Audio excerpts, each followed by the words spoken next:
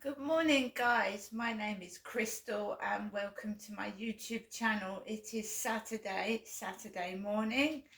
It's the weekend. I hope everyone has a lovely weekend. Alexa, good morning. Good morning. The time has come, the walrus said, to talk of many things, like Alice's adventures in Wonderland, author Lewis Carroll being born this day in 1832. Alexa, what's the time, please? Good morning, Crystal. The time is 8:21 a.m. Alexa, what's the date today? Today is Saturday, the 27th of January. Alexa, what's the time, please? The time is 8:21 a.m. Alexa, can you tell me a joke? Why did the whale cross the ocean? To get to the other tide. Alexa, whose birthday is it today? Today's famous birthdays include British actress Rosamund Pike, Scottish actor Alan Cumming, actress Bridget Fonda, American football player, wide receiver sports broadcaster Chris Collinsworth, and film and television actress from the United States Mimi Rogers. Right, Alexa, news. Here's the news. Sky News streams. From the Sky News Centre at 8, Donald Trump's been ordered to pay a former columnist the equivalent of £65.5 million for claiming she lied when accusing him of sexual assault. Jean Carroll says that damaged her reputation as a trusted journalist. Mr. Trump's lawyer, Alina Habba, spoke outside the court in New York. We will immediately appeal. We will set aside that ridiculous jury. I will continue with President Trump to fight for everybody's First Amendment right to speak. Everybody's a right to defend themselves when they are wrongfully accused. Joe Biden says he's committed to reducing the risk of generated AI after fake explicit photos of Taylor Swift were posted online. They were shared on X, which insists it removes harmful material. It's reported the US is planning to keep nuclear weapons at an RAF base in Suffolk over a growing threat from Russia. The Telegraph says warheads would be located at the site in Lakenheath after they were moved from there in 2008. In sport, Manchester City's defence of the FA Cup is still alive after scoring late in a 1-0 fourth-round win at Tottenham. Spurs boss Ange Postecoglou says they were outclassed. Look, they're a top team, they're the benchmark, and we're not there yet, and we're under no illusions about that. Last night's three other ties will all go to replays, including Chelsea against Aston Villa, which finished goalless. England's cricketers have lost key wickets after lunch on day 3 of the first test with India. They're currently on 150 for 4. Arina Sabalenka defends her Australian Open title shortly against China's Qin Wen-zheng, who's playing her first Grand Slam singles final. Alfie Hewitt was beaten in the men's wheelchair singles final. And spoiler alert, if you haven't watched last night's The Traitors final yet, after weeks of lies and deceit, British Army engineer Harry Clark won the show, taking home the £95,000 prize money. That's the latest. I'm Tanya Snuggs. Alexa, Remember the exit. Tanya Snuggs. That's a good surname as well, isn't it? Snuggs. Snuggs. Snuggs. What a world we live in. So that was the news for this morning from Sky. I'm sat here in my flat. I'm not planning to do anything today because my ankle is quite sore. It feels itchy as well.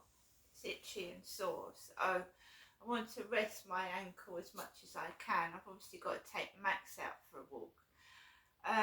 So we won't be doing much today.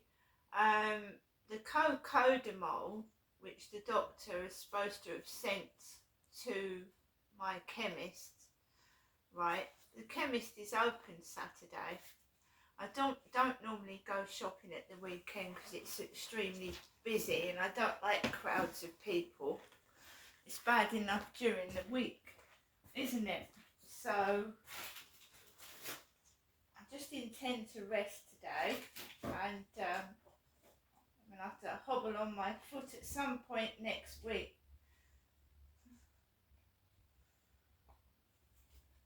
I have to hobble in and got to put my electric and gas on at some point again. My electric and gas, and got to collect my prescription. So, but not today. What I'm doing with my ankle is my doctor sent me some exercises, and it does hurt, and I know where the pain is coming from. It's coming from the ankle right down to the bottom of the foot. So it's all red, it's all bruised, and it's more swollen than the other foot, but she says it's sprained.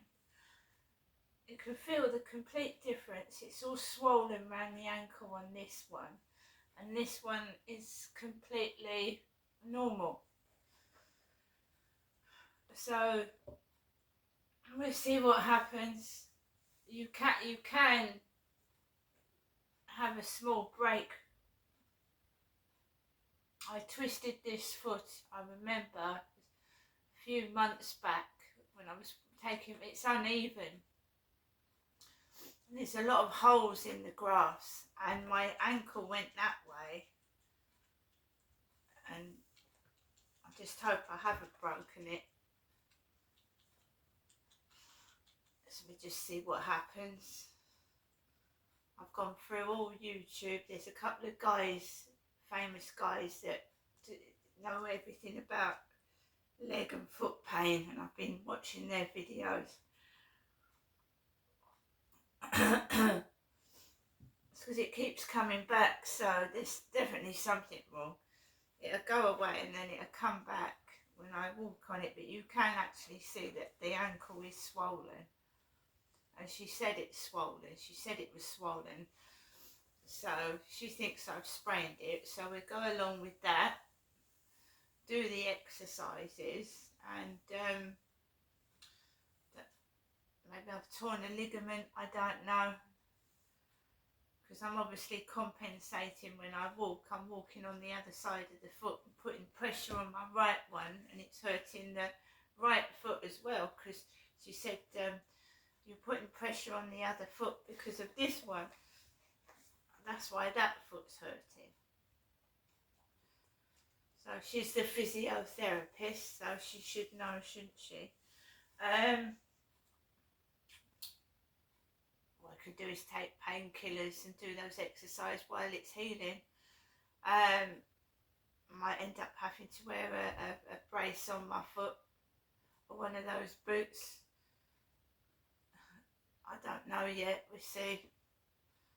I am on my own, so I have to keep taking my dog out, and obviously I have to take my rubbish out down the stairs or in the lift, and you know, so you're gonna I live by myself. I've got to get up, I've got to do things. That was funny about the walking stick. I'd ordered what I thought was a walking stick from eBay, and I get a bunch of butterfly stickers, which sounds hilarious, doesn't it? I don't know.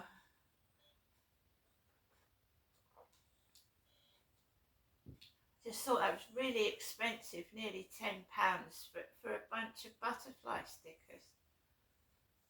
Wow. So I've come back from my mum's, normally the day afterwards. Sometimes I feel depressed because my mum was angry again yesterday. She was shouting, she was upset, she was all sorts of things. And because my mum only sees me for a few hours once a week, I get the whole caboodle. So whatever she's been frustrated with during the week, I feel she tends to take it out on me. So my mum was given a Hoover, or bought a Hoover, by her next door neighbour. And her next door neighbour paid for the Hoover on her card. Now, her neighbour has got a similar colour hair to me, but she's in her 70s. She's about 72 or 73, and she drives a car, and I don't drive myself. I've never learnt to drive. She's my mum's next door neighbour, and she's offered to help, which is very nice, since my father Derek passed away in 2021. This neighbour, she never used to come in when my dad was alive.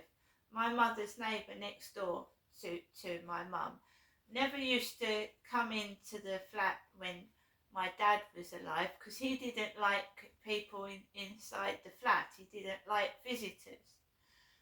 But my mum is a different person to my dad. She's very outgoing, and she's, you know, let Sue into her flat. So Sue comes into my mum's flat, and obviously they have conversations together, don't they?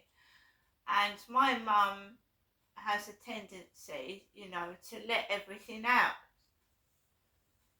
Personal things, because she does it about her next door neighbour. She tells all what her next door neighbour's done to me. So if she's gone out, my mum tells me she's gone out, where she's gone, and everything like that. So obviously my mum's spoken about me to the next door neighbour, and it really doesn't bother me at all. It doesn't. Her next door neighbour drove me once in her green car to my flat, and she also buzzed the buzzer once. But Sue doesn't live here. She sees my mum in her flat twice a day. I don't have anyone helping me, no one at all. And my mum hasn't sprained her foot.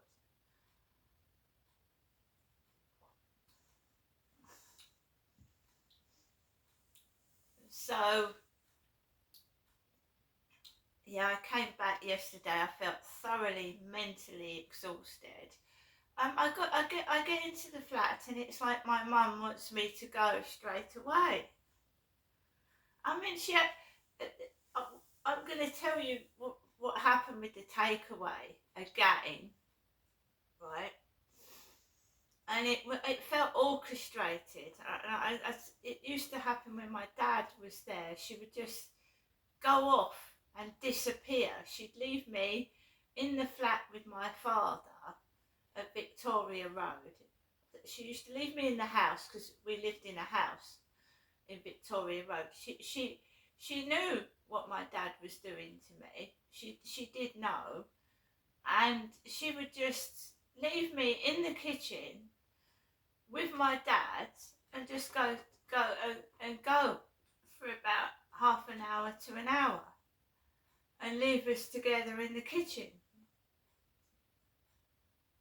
And this happened when I was a child as well. When he was abusing me, my mum would go out, or she'd go out somewhere, and my dad would abuse me while my mother went out when I was a child, you see. So what makes me cross is when I was 34 years old. I was 34. I hadn't told my mother face to face that my dad was abusing me. I hadn't told her. But at the age of 34, she called me up on the phone, and she just came out with it. She said, "Did your dad do anything to you, Ginestra?" And I said, "Yes, he did," over the phone. Now, that means that she knew, because I told her, right? So she knew. She kept ringing me up and saying, "Why don't you come and see your dad? Why don't you come and see your dad?" And I told her why. And I ended up in Chatham in 2008 through unfortunate circumstances, because I had nowhere else to go. And she still would leave me in the kitchen alone with my dad. and go out for long periods of time, whether it was to the shop. She even went to the hospital and left me alone with my dad for about an hour and a half.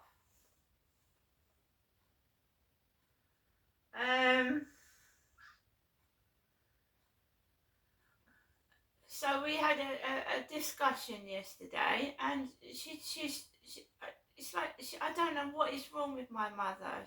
She'll laugh. You'll talk about something serious, and she'll start laughing.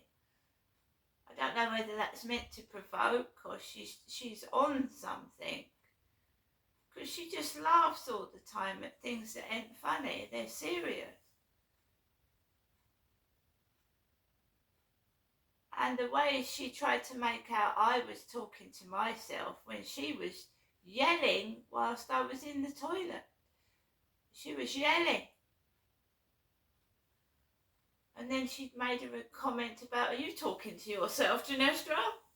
And she'd opened the window in the kitchen, and it was her talking to herself.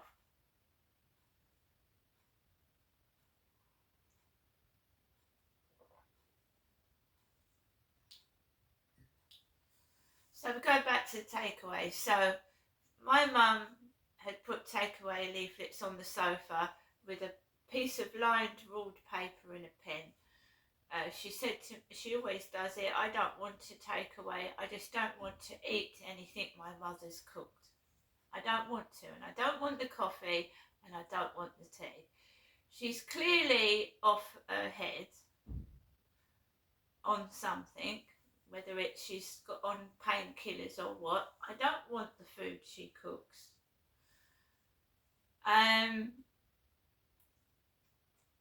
I'll go to a restaurant, I'll eat restaurant food. My sons cook me meals, but I don't want the food my mother cooks me.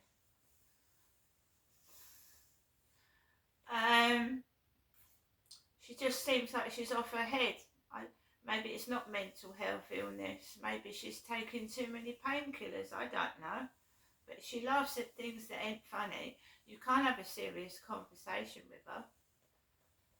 And I just wanted a normal mother that I could speak to about my problems, her problems, and I get shouted at. And it's not just because she's old. That's it. She got like that when I came down in 2008. She used to talk to me on long conversations from Chatham to Gloucestershire, and we'd have a conversation, a two-way conversation.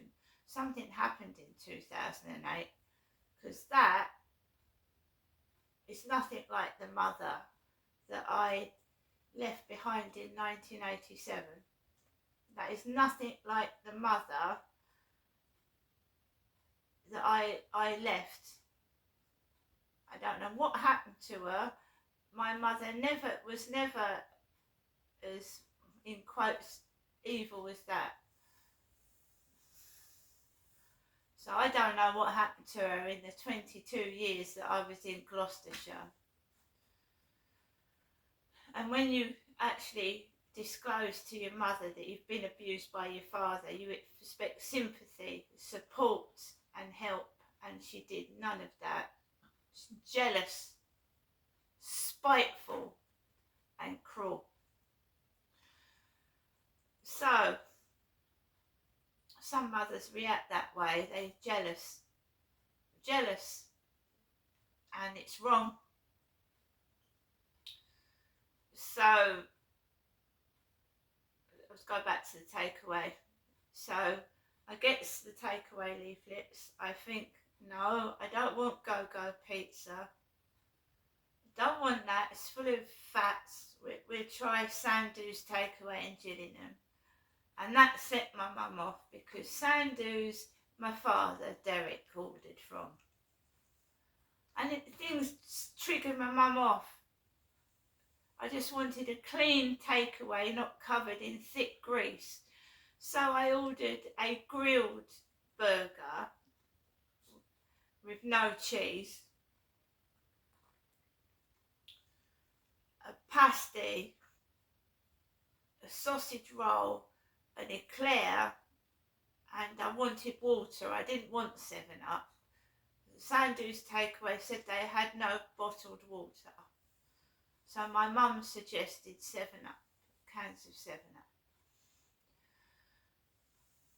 So, taking the piss out of my dad, we'll get on to that as well. My dad died in 2021. I'm obviously not my father, Derek, I'm her daughter.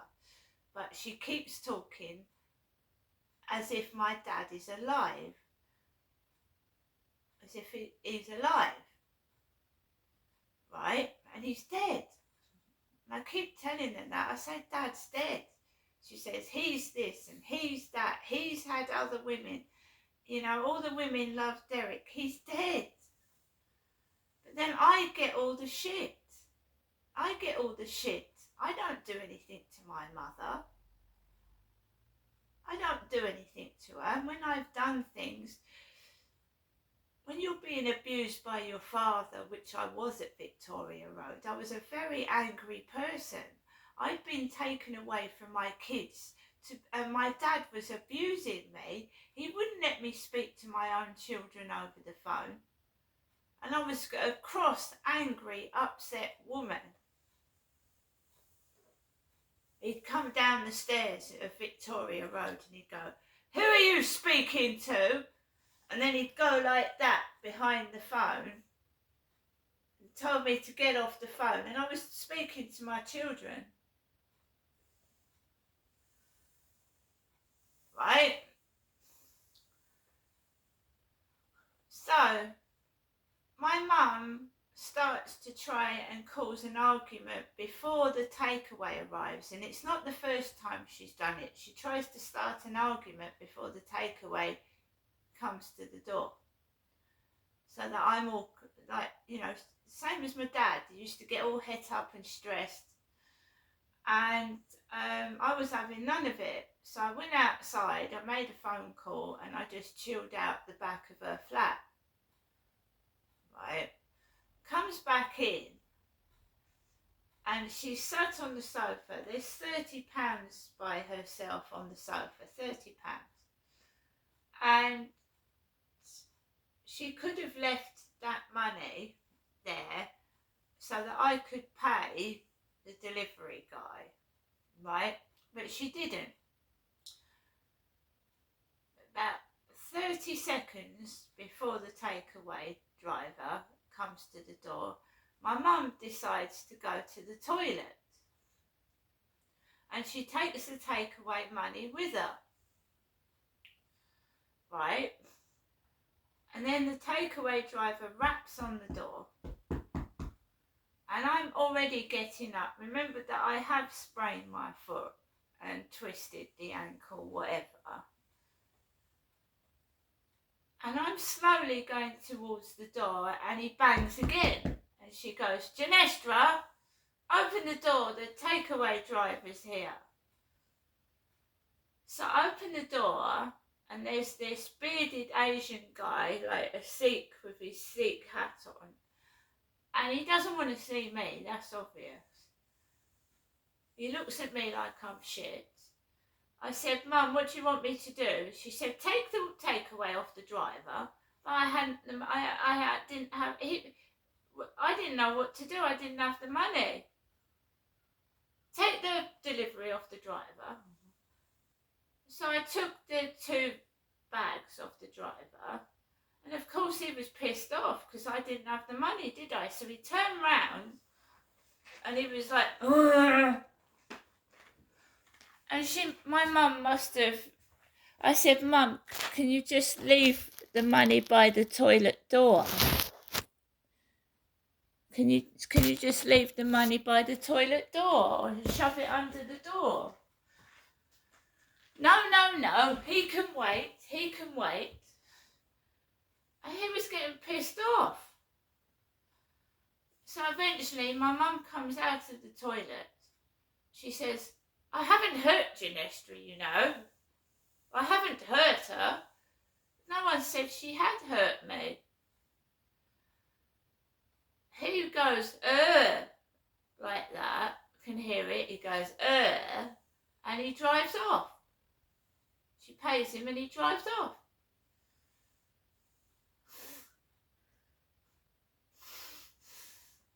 And I don't know what that was all about. Normally the takeaway driver comes and she goes, Janestra, come and get your takeaway.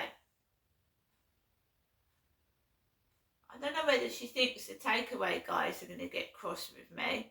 I don't know. Because I don't do anything. I just sit there and listen to my mum yell at me for 4 hours. Or moan, complain. I don't do anything. I just sit there.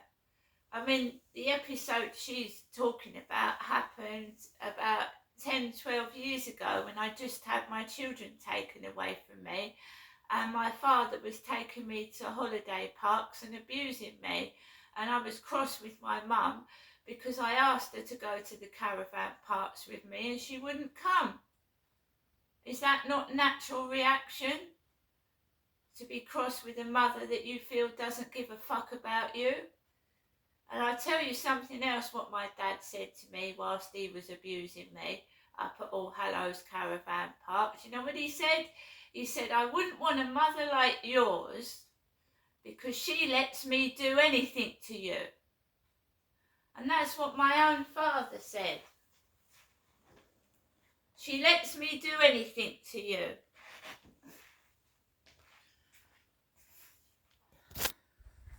And over the next coming months, you're going to start to hear about everything and why I did what I did. See you later.